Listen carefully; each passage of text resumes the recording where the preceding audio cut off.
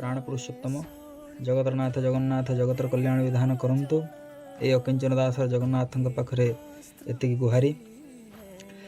आज आम जाना ये भूपृष्ठ ये मर्त्यमंडल के माने बंची रही स्वर्गर सुख को लाभ करि सुंदर भाव चाणक्य नीति कहते जस्य पुत्रो वशीभूतो भार्या छंदानुगामिनी वैभवे यस्य संतुष्टो तस्य स्वर्ग यही वही। अर्थ जस्य पुत्रो वशीभूतो जड़े पितार पुत्र जदि वशीभूत होता है क्यों वशीभूत होता है ना पितार अनुशासन रे पितार आज्ञा को अक्षर अक्षर पालन करुए।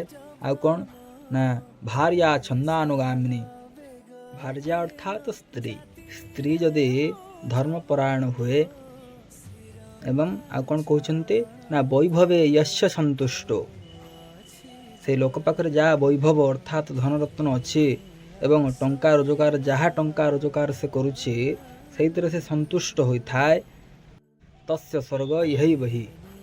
अर्थ से यही रही स्वर्गर सुख को लाभ करि। जय जगन्नाथ। धन्यवाद।